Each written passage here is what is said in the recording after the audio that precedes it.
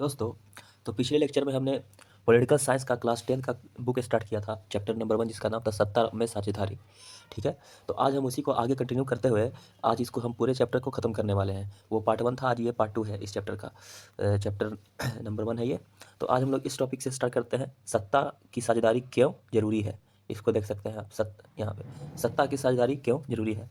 तो आप इससे पहले आपको हम बता देते हैं कि इससे पहले हम लोग पिछले लेक्चर में पढ़े थे कि श्रीलंका और बेल्जियम दोनों ही जातीय व्यवस्था और कल्चर के हिसाब से बहुत ही विविधता था, बहुत ही डाइवर्सिटी था उन लोग के बीच में, और दोनों ने अलग अलग रवैया अपनाया। श्रीलंका ने क्या किया कि वो बहुसंख्यक समाज जो था, जिसको हम लोग मेजोरिटी बोलते हैं, तो उसने क्या किया, अपना सारा आइडियाज़, अपना वैल्यूज़, अपना धार्मिक आस्था को अपने माइनॉरिटी लोग पे थोपने की कोशिश किया। इस वजह से वहाँ गृह युद्ध जो है वो छिड़ गया। लेकिन बेल्जियम में क्या हुआ कि बेल्जियम के लोगों ने ऐसा नहीं किया। वहाँ जो बहुसंख्यक समाज के लोग थे, वो अल्पसंख्यक यानी कि माइनॉरिटी को हाथ में हाथ मिला करके साथ में चलने का फैसला लिया, और उन लोगों को भी उतना ही पावर दिया गवर्नमेंट के हिस्सा में या मंत्रालय में जितना के और ये बहुसंख्यक को था। तो ठीक उसी का बदलाव हुआ कि बेल्जियम का जो में कहीं न कहीं थोड़ा डेमोक्रेटिक और बहुत अच्छा सरकार माना जाता है, उसको एग्ज़ाम्पल दिया जाता है बेल्जियम मॉडल को पूरे वर्ल्ड भर में, कि अपने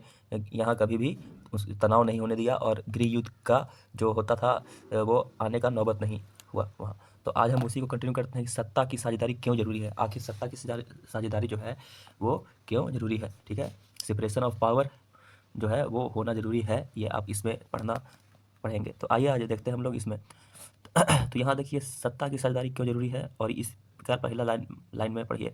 इस प्रकार सत्ता के बंटवारे के पक्ष में दो तरह के तर्क दिए जा सकते हैं। पहला, सत्ता का बंटवारा ठीक है क्योंकि इसके विभिन्न सामाजिक समूहों के बीच टकराव का अंदेशा कम होता है। सत्ता का बंटवारा जो है वो क्यों जरूरी है, पावर ऑफ सेपरेशन क्यों जरूरी है? तो पहला ये जरूरी है कि इससे जो है आपस में लड़ाई होने का, झगड़ा होने का जो, या तनाव होने का जो चांस रहता है वो कम रहता है। लोग लड़ने का चांस कम रहता है यहाँ।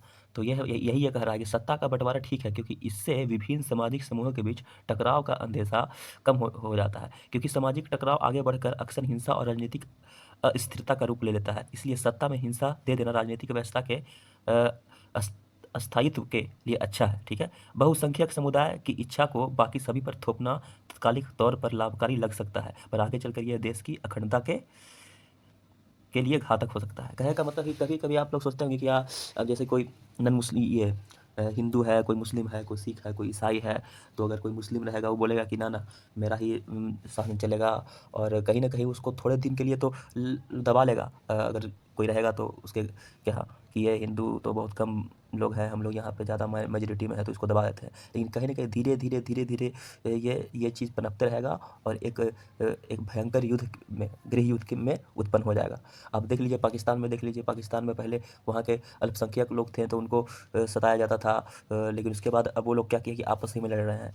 वहीं श्रीलंका का वही हाल था, सिहली लोग जो है वो तमिल लोग को दबा रहे थे, तो वहाँ गृह युद्ध हो गया। तो कोई भी जगह है जहाँ बहुसंख्यक अगर अल्पसंख्यक पे जुल्म करेगा, तो वहाँ उस देश का उन्नति नहीं होगा।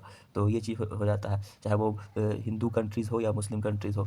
तो आप देख सकते हैं यहाँ पे यही कह रहा था कि कभी बहुसंख्यक समुदाय का इच्छा जो है, आप देख सकते हैं यहाँ पे ये जो लाइन है, ये वाला, ये बहुसंख्यक समुदाय की इच्छा को बाकी सभी के पर थोपना तत्काल तौर पर लाभकारी तो लग सकता है, पर आगे चलकर यह देश की अखंडता के लिए घातक हो सकता है। बहुसंख्यक का आतंक सिर्फ अल्पसंख्यकों के लिए ही परेशानी पैदा नहीं करता, अक्सर वह बहुसंख्यक के लिए भी बर्बादी का कारण बन जाता है। सत्ता का बंटवारा लोकतांत्रिक व्यवस्थाओं के लिए ठीक है। इसके पक्ष में एक और बात कही जा सकती है, और वह बात कहीं ज़्यादा गहरी है। सत्ता की साझेदारी दरअसल लोकतंत्र की आत्मा है। ठीक है? सत्ता की साझेदारी दरअसल लोकतंत्र की आत्मा है। लोकतंत्र का मतलब ही होता है कि जो लोग इस शासन व्यवस्था के अंतर्गत हैं, उनके बीच सत्ता को बाँटा जाए और ये लोग इसी ढर्रे से रहें। इसलिए वैध सरकार वही है जिसमें अपनी भागीदारी के माध्यम से सभी समूह शासन व्यवस्था से जुड़ते हैं। इन दो तर्कों में एक को हम युक्तिपरक और दूसरे को नैतिक तर्क कह सकते हैं। ठीक है? युक्तिपरक या समझदारी का तर्क लाभकारी परिणामों पर जोर देता है। युक्तिपरक का मतलब होता है कि थोड़ा बहुत ये कॉम्प्रोमाइज़ करके एक दूसरे से चलना और शांति बनाए रखना, इसको बोलते हैं युक्तिपूरक, ठीक है। और नैतिक तर्क का मतलब होता है कि जो नैतिकता है, मतलब कि हम हैं तो अपने आइडियोलॉजी को ही फॉलो करेंगे एकदम, बाकी जैसे चल रहा है चलने दो, वैसा, तो उसको नैतिक तर्क बोलते हैं। तो आप देख सकते हैं कि ये युक्तिपूरक और दूसरे को नैतिक तर्क कह सकते हैं। युक्तिपूरक या समझदारी का तर्क लाभकारी परिणामों पर जोर देता है, जबकि नैतिक तर्क सत्ता के बंटवारे के अंतर्भूत महत्व को बताता है। तो आप देख सकते हैं यहाँ पे कि ये युक्तिपूरक का मतलब होता है कि हानि लाभ का सावधानीपूर्वक हिसाब लगाकर लिया गया फैसला, पूरी तरह से नैतिकता पर आधारित फैसला अक्सर इसके उलट होगा। तो इसको टैक्टिकल बोल सकते हैं इंग्लिश में युक्तिपूरक को, ठीक है, टैक्टिस बिड़ा करके समझ बूझ के फैसला करना, ठीक है। अब देखते हैं सत्ता की साझेदारी के रूप। तो क्या क्या रूप हो सकते हैं सत्ता के साझेदारी के।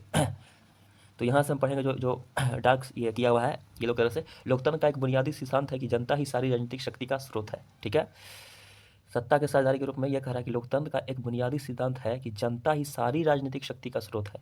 इसमें लोग स्वशासन की संस्थाओं के माध्यम से अपना शासन चलाते हैं। एक अच्छे लोकतांत्रिक शासन में समाज के विभिन्न समूहों और उनके विचारों को उचित सम्मान दिया जाता है और सार्वजनिक नीतियाँ तय करने में सबकी बातें शामिल होती है। इसलिए उसी लोकतंत्र शासन का अच्छा माना जाता है जिसमें ज़्यादा से ज़्यादा नागरिकों को राजनीतिक सत्ता में हिस्सेदारी बनाया जाता है, ठीक है। तो अब हम लोग देखते हैं कि सत्ता में या शासन को किस तरह से विभाजित किया जाता है, किस तरह से बंटवारा किया जाता है। तो शासन के विभिन्न अंग हैं, जैसे विधायिका है, कार्यपालिका है और न्यायपालिका है, ठीक है। जैसे जैसे विधायिका है, कार्यपालिका है, न्यायपालिका। न्यायपालिका जिसको हम लोग ये बोलते हैं जुडिशरी बोल सकते हैं इंग्लिश में, जिसको हम लोग जुडिशरी बोलते हैं, ठीक है।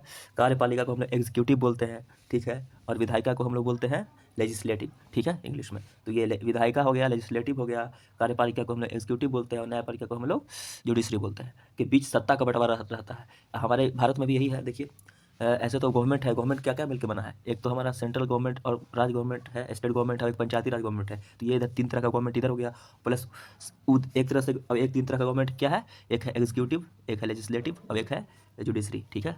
जब भी कुछ ऐसा कुछ फैसला सेंट्रल गवर्नमेंट या कोई दे देता है तो उस पर अगर वो गलत रहता है तो उसको ये हम लोग सुप्रीम कोर्ट में उसके लिए याचिका दायर करते हैं। तो सुप्रीम कोर्ट उसको ये क्या बोलता है, जुडिशियल रिव्यू करता है, आर्टिकल 13 के तहत जुडिशियल रिव्यू करता है और देखता है कि ये जो रूल्स है, ये जो कानून बनाया गया है, ये वाकई में किसी के मौलिक अधिकार, किसी के फंडामेंटल राइट्स को ख़राब तो नहीं ना कर रहा है। तो इसलिए ये सब वो देखता है। तो कहीं ना कहीं ये तीनों आपस में एक दूसरे के से जुड़े हुए रहते हैं।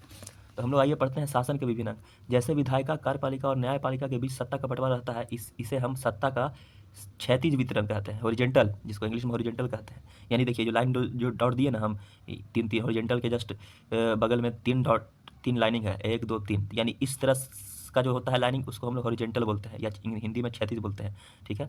तो यही है कि आप देख सकते हैं कि ये जो एक्चुअली 3 जो लाइन दर्शा रहा है वो विधायिका, कार्यपालिका और न्यायपालिका को दर्शा रहा है कि तीनों बराबर बराबर के पद पे हैं, कोई एक दूसरे से दबा हुआ नहीं है, एक ही साथ एक ही लाइन में है।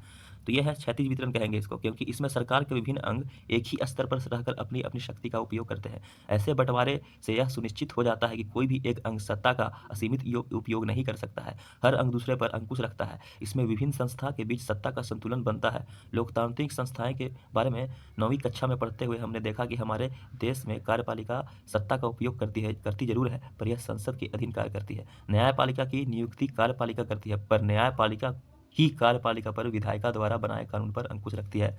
इस व्यवस्था को हम लोग नियंत्रण और संतुलन की अवस्था भी कहते हैं। सरकार के बीच विभिन्न स्तरों पर सत्ता का बंटवारा हो सकता है।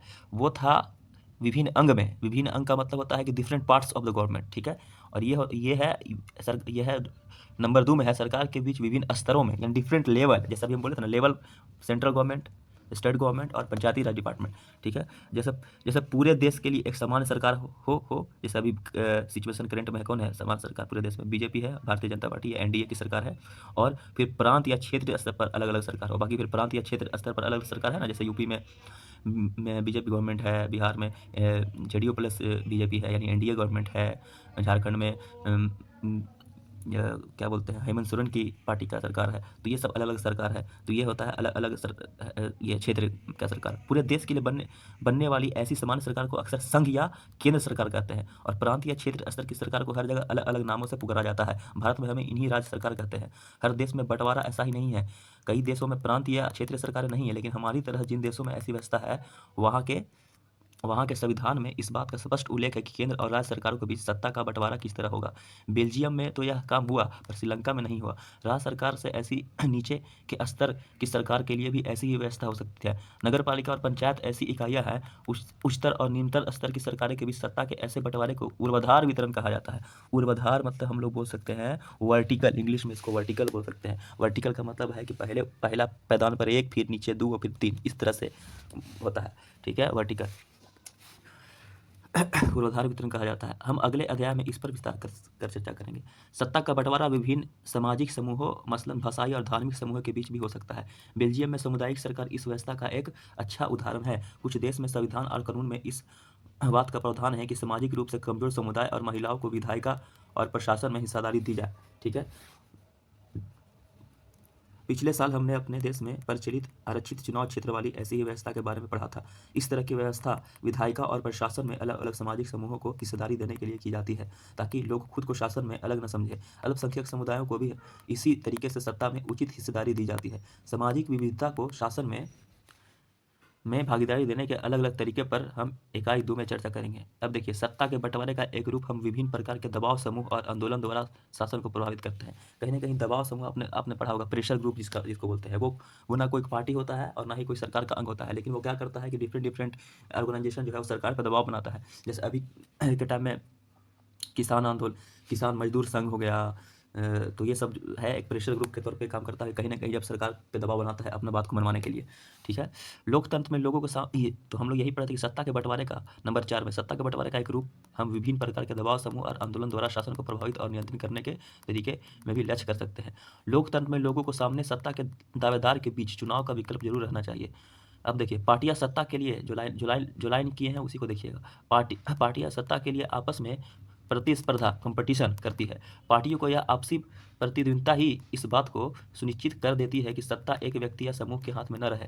ठीक है। समय अवधि पर गौर करे तो पाएंगे कि सत्ता बारी बारी से अलग अलग विचारधारा और सामाजिक समूहों वाली पार्टियों के हाथ में आती जाती रहती है। कई बार सत्ता की यह भागीदारी एकदम प्रत्यक्ष दिखती है, क्योंकि 2 या 2 से अधिक पार्टियां मिलकर चुनाव लड़ती है या सरकार का गठन करती है। लोकतंत्र में हम व्यापारी, उद्योगपति, किसान और औद्योगिक मजदूर जैसे कई संगठित हित समूह को भी सक्रिय देखते हैं।